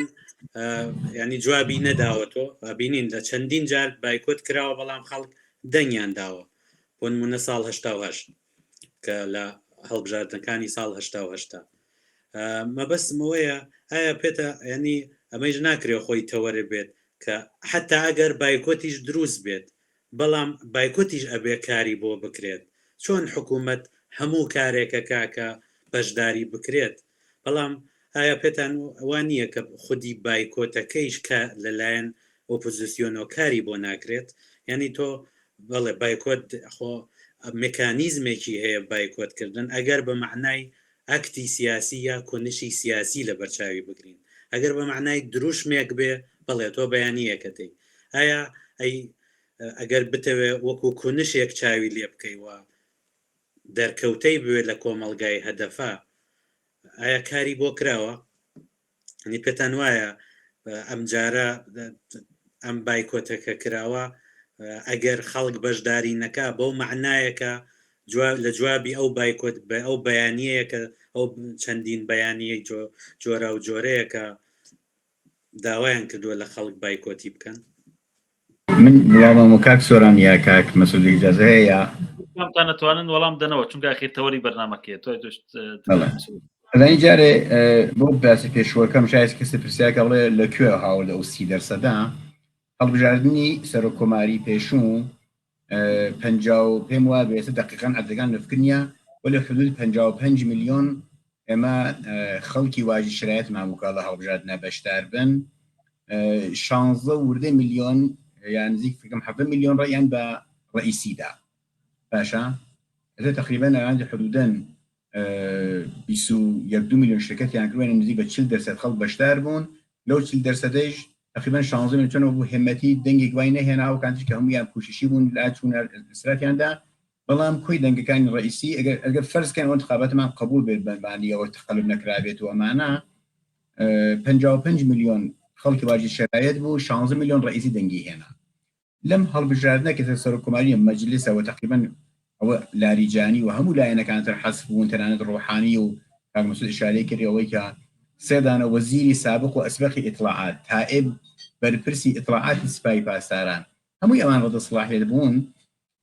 ئەحتمال هەر بمێنێتەوە بە قەول معروف عەلی و حەوزێش ینی ڕئیسی و تەرەفدارەکانی ڕئیسی 16 لە 55 هەرکات تقریبا بە حدود 30% ئەوە ئینەکەم ئەوە بوو کە کەسێک پرسیاگەڵ لە خۆی ئەو 30% لەکوێ ناهێنا لەکوێ ئەو هێنا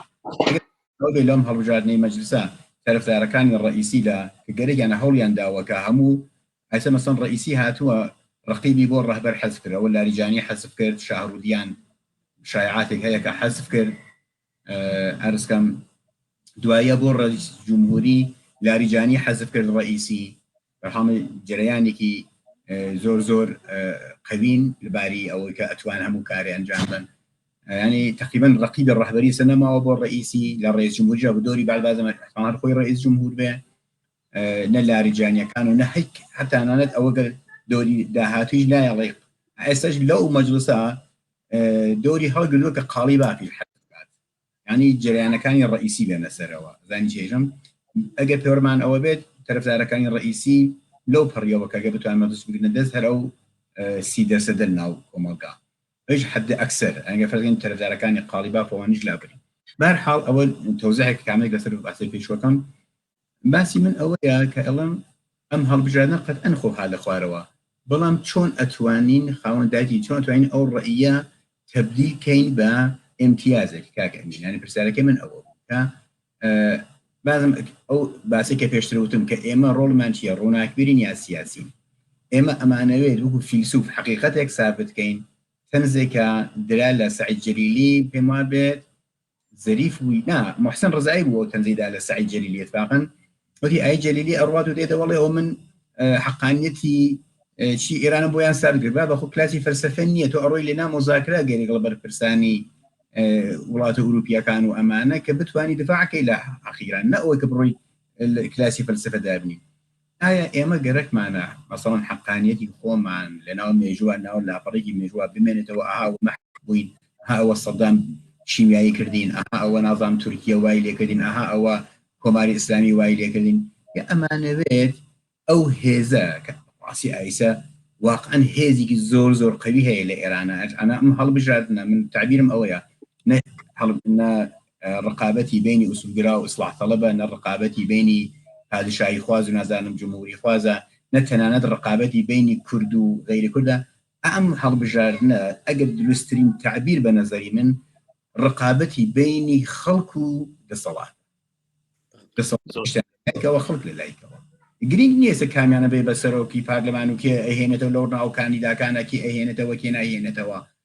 ئەو هەڵبژاردنە کە گوتم لە پێشیژا خۆیان بەرپرسان بە تایبەت خۆی ڕەهبەری لە باشە ئاماژەی کرد دوایە دەوڵەتە پاشەکزە بوونەوە کە نایبنن ڕەفراندۆم ئەم هەڵبژاردنە بەڕاستی ڕەفراندۆمە من پێما بێ ئەو پالیسی دەردەهێنێتەوە بەڵام دەغدغەی من کڵکڵی من ئەوەیە کە ئەو بایکوتە ئەو هێزە جەماوەرە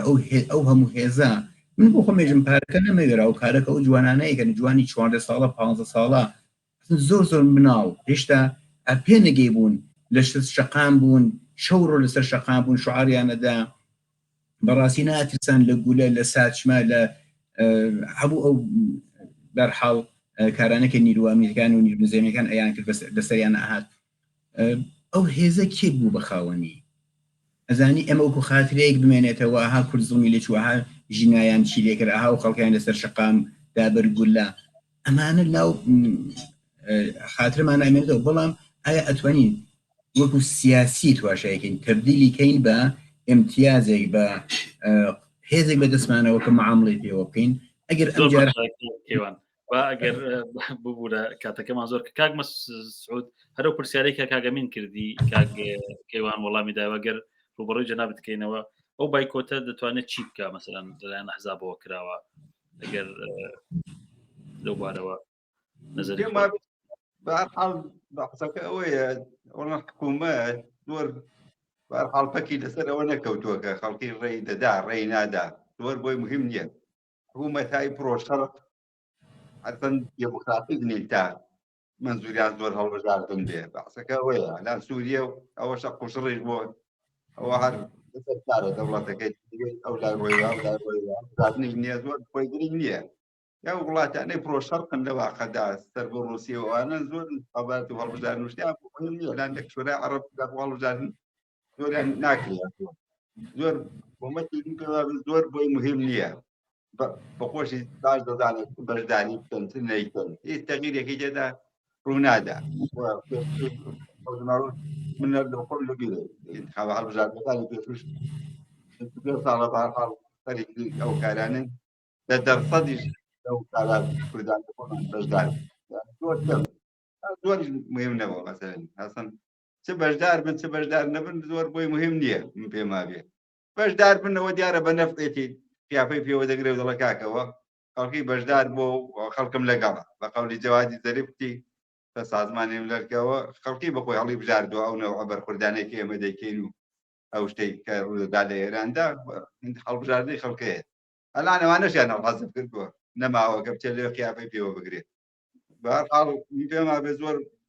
بەشداری زۆر کەم دەبێت ینی کەمترین باشداری بە قەولی کاک موختار باسی کرد کەمترین بەشداری دەبێت لە کوردستانی شەر کەمترینەوە و هەموو کەسێکیش دەزانێت ئەسەن زۆر گرنگ نییە بۆیان ئەسەن بەشداری خەڵک بەخۆشیان بۆی ئەو عەجەماعەتیان حەزم کردووە کەسیان نەهێشتووە بۆی کە بەشداری نەبێت خودی پێشتر کتومە گەورەترین بایکۆتکەری هەڵبژاردن خودی حکوومەت و شوڕای نیگهبانە کە کەسی نەهێشتوێتەوە بەخۆی ئەسەن کارێکی کردووە کە کەس بەشدار نەبێت جایدیەوە بەهەرحاڵ عەزابیش بەیانیە دەدەنەوە شتێکە ڕوو دەدا و هەر ڕوو دەدا و تەفسیرێکی حکوومەت پێما بێت بە هەڵبژاردن نەدەڕوخێ نە مەشروعیەت وەردێت مەشروعیەت شتاوێکی دیکەیەکە فەزای دموکراتیک و ئازاد و ئازادی ئەحزاب و جەریانات و بەهەرحاڵ نائەتای مەدەنی و ئازادی بەیان و ئەندیشەیە وەختای ئەو هەموو زیندانی سیاسیە لە زیندانە لە نەرگسی محەممەدی و نوری زاد و ئەو جەماعەتێکە لە زیندان تێ هەڵبژاردن چۆن دەبێت پێش داوانە کە پێن ئازادکەن ئەوانە بتوانن فعالیەتی سیاسی ئازاد بکەن سالمەت ئامیز و قانونی بکەن بە چوارچێوەی قانوندا حزب تشکیل دەن ئەسڵ لەوانەیە کە لە زیندان هەمووی بەرحاڵ ئەفرادی سیاسی دەی ئەوە بێن بەشدار بنجاوە دەبێتە دموکراتی دەبێتە هەڵبژاردننی مەشروع وەختە ئەگە ئەو شتە نەبێ من پێم وایە بێسەن زۆر معنیەکی ئەو توی نییە دیارە وەک جناب تو کەیوانی شاریان پێکرد کاگەمینیش بایکۆت دیارە ڕێژەی لەسەرەوە پێشبینیەکان ئەوەیە کە بایکۆت دەیباتەوە ینی پێشبینی بکەین بایکۆی دەیباتەوە و کوردستان بە تایبەت کە ڕۆڵێکی گەورەی هەبووە لە 2 ساڵی ڕابردووە لە سەرهەڵدانی شۆڕشێکی جەماوەری کە هەموو ئێرانی تەنی ڕەنگە زۆرترین ڕێژەی بایکۆت لە کوردستان بێ هەرچەند بەداخەوە ئەحزابی سیاسی هەمووی بایکۆتی کردو نەک بۆی کە بایکۆتیان کردووە بەڵام بەداخەوە بۆی کە خەڵکی کوردستان یەکریزە لە خۆپیشاندانەکان لە مانگرتنەکان لە وەڵامدانەوە بە داواکاری ئەحزابی سیاسیەمە بەڵام ئەوان نەیانتوانی لە بەیاننامەیەکی هاوبەشە لە 4 دیڕە داوای بە یەکگرتووی داوای بایکۆت بکەن بەڵام هیوادارم خەڵکی کوردستان هەر یەکریزی خۆی بپارێزێەوە ئەو ئۆپۆزیسیۆنە گەورە مەزنەکە لە ناوخۆ هەیە ئەو یەکریزیە کە لە ناوچەکانی کوردستان لە پارێزەکانی کورد لە شار و شارۆچکان لە دێهاتەکانی کوردستان هەیە تبدیل بێ بە هێزێکی گەورەی کاریگەر کە وەک کاک مختاری کاکەیوانیش فەرمووی کە بتوانێت لە معادلاتی ئێستا و داهاتووشە بە قازانجی کورد بشکێتەوە ئەو هێزە گەورە و بەڕاستی ئێمە چالاگوانانی دەرەوە شانازیەکەین بۆ قوربانیانەوە پێویستە ڕێزی سەر و نەوازش دابێنین بەو یەکگرتوویە کە لەژێر هەموو فشارە ئابووری و کۆمەڵایەتی و سیاسەکانە و دەتگرتن و کوشتن و ئەدامکردنا ڕوبەڕی خەڵکی ئێمە بێتەوە ئێمە کۆمەلگایەکی زیندومانەیە کۆمەلگایەکی مەدەنی زیندومانەیە کۆمەلگایەکی سیاسی چالاکمانەیە بۆیە دڵنیام کە خەڵکی کوردستان ئەو هەموو کارە ساتانەی کە بەسەری هاتووە لەبەر چاوی ئەگرێەوە ڕێژەی بایکۆت لەسەرەوە بێ وەک پێشبینەکانیەوە منەمەوێت دو قسە لە دقەیە کە هەرێک لەیەوە کاگەمین دو قسەی خۆت و ئەو دوو میوانە خۆشەویستشمان لە ناوخۆ دو قسەی خۆیان بکەن و بەناوە کۆتایی پێدێن قسەیەکی تایبەتم نییە بە تەنیا یەک تێبینیم هەیە لەسەر کوردستان هەندێ جا حەزەکەم ئەگە هەر بە کورتیش بە تایبەت کاک مەسعود پێم وابێ کە زۆرتر نزیکە لەو ناوچانە ئەو ناوچانەی کە دوو نەتەوەی تایە بۆ نمونە ئەوانەی کە زیاتر لە ناوچەی مکریان دەچەند شارێک یا تەنانەت لە خواردریش هەیە لەم لایش بەڵام لە بۆ نمونە لە قوروە ئەوانە بەڵام پێتان وا بێشاید من خۆم وافکرەکەم وەکە ئەوە بتوانێت کەمێ ڕێژەی بەشداری لە چەند شارێک زیاتر بکات یا مەسەلەن گەڕانەوەی کەسانێک کە کۆمەڵێک کەس بە دەوریانەوە بووە کە پێشتر 8 ساڵ نوێنەری مەجلس بوون و بتوانن ئەوانە دوو قوتبیە دروستکەن لە شارێکە بۆ نمونە ئەوە لە بۆکان یا لە سەقزوبانە وا تەنانەت مەهاباتیش بۆستنە زۆر بە دیاریکراوی نازانم ینی لەوانەیە وەکو تێبینی ئەمە بیڵەمەوە ئەگەر کاک مەسعود یا کاکەیوانیش تێبینیەکی تایبەتیان بوێت حەزەکەینەوەش بزانم فەرموو کاک لەو شارانەی کە وەک گورمێ نەغەدا تیکا ساین قەڵا مەسەلەن ئەوانە ئەو شارانەی کە دوونەتەوەین دیارە زۆرتر ئازەریەکان بەشدار دەبنەوە زۆرتر پای سابتی انتخابات وەرگزاردن و لەدەسەڵات دانەوانە و چەند دەورە مەسەلەن لە ورمێ نوێنەری کوردمان بۆ سێ نوێنەر بۆ یەکیان هەر کورد بوو یا شوڕای شارەکان مەسەلەن چەند تێعدادێکی کوردی تێدا بوو ئەگەر بایکۆت کردی ئەوەی کە من دیومە لە ئینستاگرام و لەو شەبەکانەدا چالاکانی ئەو ناوچانە بەشێکیان پێیان وایە دەبێت مەسەلەن کورد لەوێ بەشدار بێ بۆی کە توانێت باڵانسی هێز ڕاگرێ لەوێ کە توانن بەرحاڵ نوێنەرێکیان بێ لە ورمێ یا لە شارانە دیکە بە جۆرێک توان بەشدار بن ئەوانەی کە من دەوێت دی و من هەرچەند دیارە زۆرش تاسیر کاریگەر نییە شتە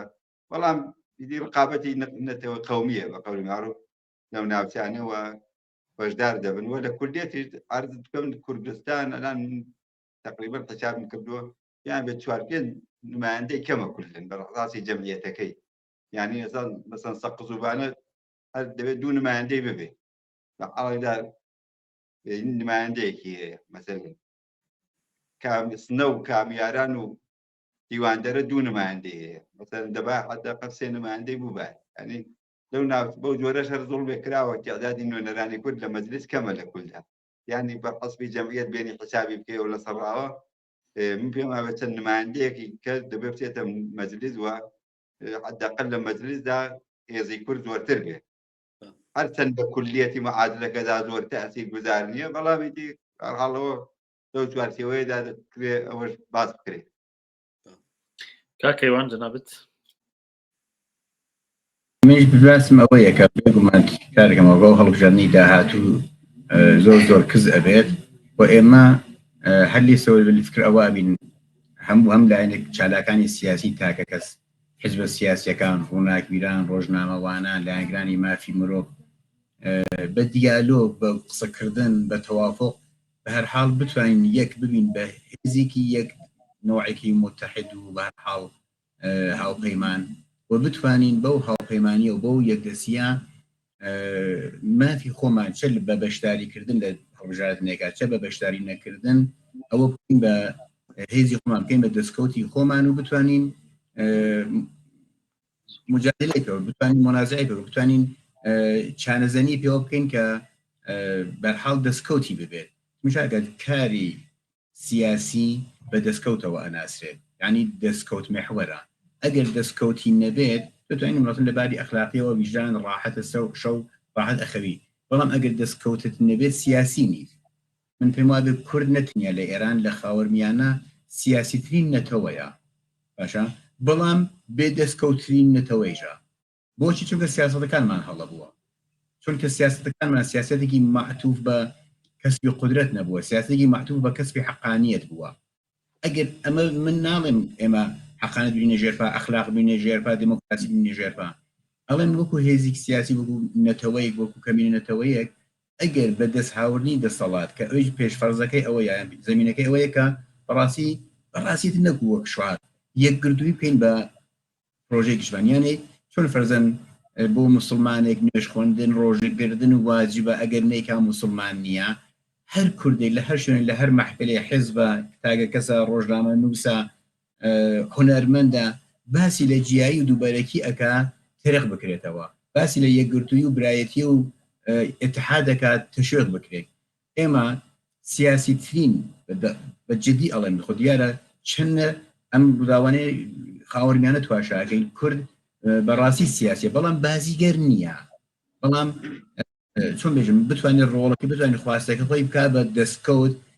دەستکەوت محور نین من بە هیوام پێشبینیم ئەوەیە کە بە هەڵبژاردن کەمە بێت و بە هیوام بتوانین ئەو بەشداری نەکردنە ئەو 70% کە پێشبینی ئەکرێت بیکەین بە دەسمایەک بۆ ئەوەی کە بتوانین یەک ناو ماڵی خۆمانی پێساخکەینەوە یەکگرتوویمان زیاتر بکەین دوو ئەو یەکگرتوویە بکەین بە هێزێک بۆ بە هەر حاڵ بەدەسەڵات گەیشتنی کورد هەم لە ئێران هەم لە ناوچە زۆر سپاس کوردستانیانی خۆشەویست